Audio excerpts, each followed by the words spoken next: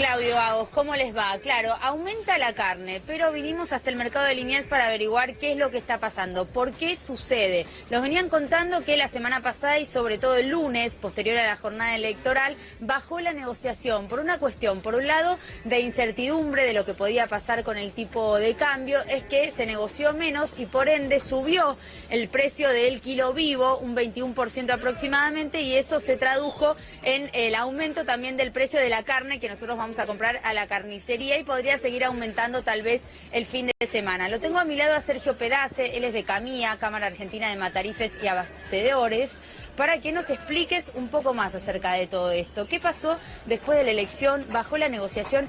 ¿Cuáles son los factores? Porque hablamos del dólar, de la incertidumbre, ese es uno importante, ¿y qué otros influyen en esto? Buen día. La realidad es que el jueves pasado, antes de las elecciones, se veía como que iba a venir otra devaluación y los exportadores y los supermercados que exportan son los que movieron el mercado e hicieron subir la carne en las carnicerías porque ellos están cobrando en dólar y bueno, y se suponía que iba a llegar a 100 pesos. Al llegar al dólar y mantenerse, subieron la hacienda y bueno, y hoy se está manteniendo el precio que subió. Por ende, las carnicerías tenemos que subir los precios porque no nos queda otra y lamentablemente pasa a precio esta suba del dólar y la incertidumbre que tuvimos. Por lo que no se sabía que iba a pasar, se subió la hacienda, ¿cuánto? ¿Un 21% aproximadamente? Sí, 21%, 20, 15, hoy bajó 2 pesos en base a lo que subió la semana pasada y el martes, pero la realidad es que en la carnicería subió 50, 60 pesos el kilo de carne. El que pagaba la milanesa 250 la va a pagar 300 y el asado barato ese que existía ya no existe más. Claro. ¿Y esto puede seguir subiendo?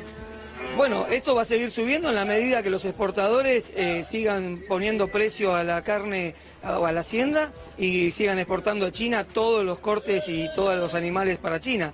Lamentablemente nosotros vivimos en pesos y los exportadores están en dólares y no tienen ningún freno y lamentablemente a este ritmo con los impuestos que nos pusieron a los matarifes y frigoríficos de consumo nos vamos a quedar sin trabajo 3.000 matarifes que somos.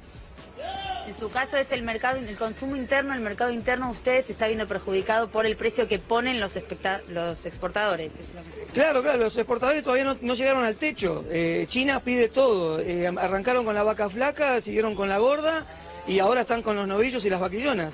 La realidad es que las carnicerías están cerrando y los matarifes nos estamos endeudando y nos vamos a quedar todos sin trabajo si el Estado que está y el que viene, el presidente que está y el que viene no hacen algo, nos vamos a quedar 3.000 matarifes en la calle. En este tiempo, ¿hace cuánto que están con esta situación? Y esto empezó paulatinamente, pero ahora ya llegamos al final, estamos llegando al final donde entre los impuestos y el dólar alto y el exportador que no tiene consideración del consumo, que son las carnicerías, lamentablemente esto ya estamos llegando al final de nuestro trabajo en todos los sentidos. ¿Cómo regular para que no siga subiendo el precio de Hacienda y por ende el de la carne en el mostrador? La Hacienda necesita tener un equilibrio de consumo, venta, el precio se va a ir regulando en base a lo que hacemos siempre de oferta y demanda. La realidad es que no podemos exportar todo. Tenemos que dejar algo para el consumo. Ahora, el consumo no puede manejarlo 2 o 3 supermercados que vendan carne barata y el resto de las carnicerías, que son familias y matarifes, no tengamos carne, porque esta semana hubo frigoríficos de consumo que no pudieron faenar porque no teníamos carne para el precio que podemos vender a Doña Rosa. Los exportadores en este caso fueron los que especularon de alguna manera para ver qué podía pasar en el mercado y por eso retenían Hacienda o no ponían el precio. No, los exportadores salieron a comprar el miércoles y jueves pasado por una expectativa de dólar más alto, pero ahora mantienen el precio porque necesitan esa carne para poder exportar y los exportadores y supermercados son los que están haciendo subir la carne a Doña Rosa y a futuro no vamos a tener carnicerías y no vamos a tener carne para la gente. Bueno, esa es la situación, ustedes lo están escuchando, no sé si quieren que le traslade alguna pregunta. Sí, pregúntale a qué dólar exportan los exportadores. ¿A qué dólar se exporta? El dólar es el que está en este momento, 65, 63, ese es el dólar que se exporta. Obviamente el exportador está ganando mucha plata porque China no llegó a su techo y se exporta todo hacia China. Porque otros destinos no coinciden con los precios, así que no pueden exportar a otro lado. Y con ese dólar nosotros no podemos competir con Doña Rosa, que no le aumentaron el sueldo. Esa es la realidad. Y además el precio que le pone la Hacienda, ellos lo pueden pagar si es más alto, no el mercado interno. Entonces. No, el mercado interno ya llegamos a un techo y no pudimos comprar Hacienda ayer. Y la realidad es que el otro día en una feria hubo 4 exportadores que se llevaron toda la feria y los de consumo no pudimos comprar nada. Esto está inclinado a que si el Estado no le pone alguna cuotificación o alguna retención a la carne, lamentablemente se van a llevar todo para afuera. ¿Y hay un voto de confianza ahora, después de la elección, en la gestión que puede haber con este nuevo gobierno? Sí, yo creo que sí, yo creo que ya ha dicho el presidente electo de que van a apuntar al consumo, a que la gente tenga algo más barato en su mesa. Y yo creo que es el camino que, bueno, vamos a lograr que la gente que estamos en el consumo podamos seguir trabajando y viviendo de este negocio. Luli. Si no, vamos a hacer 3.000 desocupados más. Sí, te escucho, Agos. Preguntale qué fue de aquellos cortes en los que el gobierno había establecido un precio diferencial, precios cuidados, precios esenciales, no recuerdo bien si estaba dentro de uno o del otro programa, pero ¿recordás aquellos cortes que tenían un compromiso de no aumento de los precios? Sí. ¿Qué sucedió con esos cortes que en algunas carnicerías el gobierno había pedido en algún punto que sean más baratos? Esa era la bajada del IVA. La realidad es que fueron asado, vacío y matambre. Lo pudieron mantener hasta un tiempo atrás y ya en este momento el asado lo están exportando con hueso y bueno, ese asado ya no lo pueden respetar y no lo respetaron. Y de hecho, si ustedes se fijan, son 20 carnicerías y supermercados que tienen ese precio. El resto de las carnicerías no convalida ese precio porque esa mercadería no llega a las carnicerías. Los exportadores pueden decir que nos van a dar carne barata, pero ¿a quién le van a dar? A un grupo selecto de negocios y el resto...